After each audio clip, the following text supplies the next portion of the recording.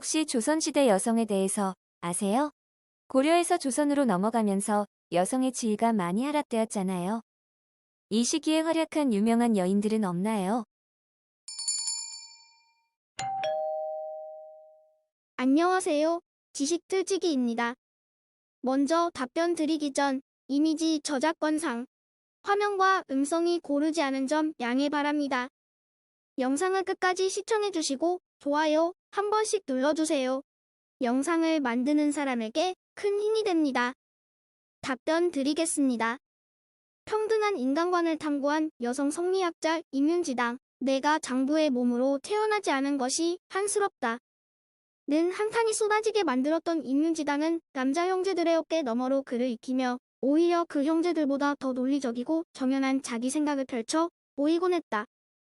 당대의 성리학의 대가였던 오빠 임성준은 동생의 놀라운 총기에 감탄하며 성리학 경전을 직접 가르쳤다. 윤지당은 오빠의 가르침이 너무나 기뻤지만 낮에는 집안일을 하고 겨우 밤에야 소리를 낮춰가며 책을 읽어야 했다. 하지만 여자에게 이런 기회가 주어지는 것만도 큰 행운이었으니 오죽했으랴. 오래지 않아 총명한 윤지당은 형제들의 토론 자리에까지 참여하게 되었고 경사와 의리와 고금의 인물을 논할 때 윤지당의 이론은 그 누구보다 정연하고도 높은 것으로 인정받았다. 결혼 후 일찍 남편을 여인 윤지당은 집안일을 모두 감당하면서도 밤을 틈타 공부하는데 게을리하지 않았으며 오빠와의 학문적 교류를 끊이지 않았고 남동생과 시동생의 학문에도 적잖은 영향을 미쳤다. 이렇게 여성 차별이 심한 시대에 살았으나 스스로 차별을 극복하여 기이론론에 입각한 우주론과 평등한 인간관을 탐구하였다. 이기심성실, 인심도심산세천정과 같은 관념 철학 논문 25편을 비롯한 40여 편의 유고가윤 지당유고에 남아있다. 여성을 위한 백과사전을 펴낸 여성실학자 이빙호각은 조선 후기에 보수화되던 성리학 학풍을 비판하고 나섰던 실학의 혜택을 받으며 공부할 수 있었다. 15세 때 이미 주위를 놀라게 할 만한 문장을 지어 유명해진 그는 결혼 또한 천문, 수학에 능통한 실학자인 서유봉과 하였다. 시동생은 18세기 대표적 농정학자요 실학자인 서유구인데 어린 시절 형수인 빙어각으로부터 학문을 전수받았다고 한다. 빙어각에게 있어서 남편 서유보는 부부 이전의 학문적 봉지였고 어찌 보면 당시 여성으로서는 매우 혜택받은 삶을 살았다고도 볼 수 있다.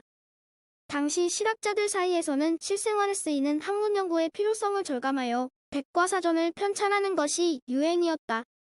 빙어각은 여성들이 가정생활에 필요로 하는 갖가지 사안들을 정리하여 모아놓은 빙어각전서를 편찬하였는데 남성 실학자들은 도저히 쓸 수 없는 것이었다.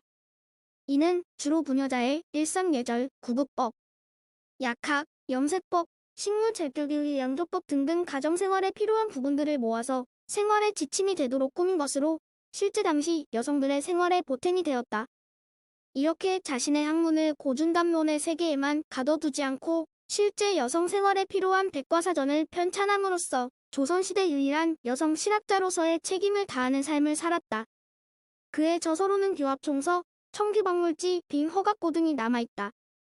10년 동안 자신의 재능을 숨겨온 수학자 서영수가 이렇게 어렸을 때부터 남달리 총명하여 주변에 기대를 모았던 여성들이 많았으나 학식이 높고 논리가 뛰어나도 여성들이 벼슬자리에 나갈 수 없는 시대에 있었기에 그 안타까움은 더하였으리라.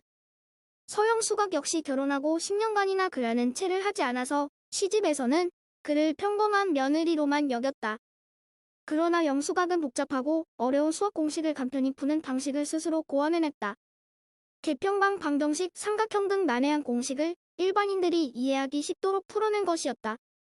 이렇듯 그의 뛰어난 자질은 여성의 능력을 제한시키는 유교적인 딱딱한 껍질 속에 갇혀있을 수만은 먹도록 만들었다. 그의 시와 글 192편은 남편 홍인모의 시집족수 당직법권에 부영, 수각고라는 이름으로 남아있다. 지금까지 지식틀찍이었습니다. 다음 영상은 더욱 호기심 많은 질문들로 업데이트될 예정입니다. 구독하시면 일상생활에서 가끔 궁금한 질문들이 함께할 것입니다. 지식과 상식 얻어가세요. 감사합니다.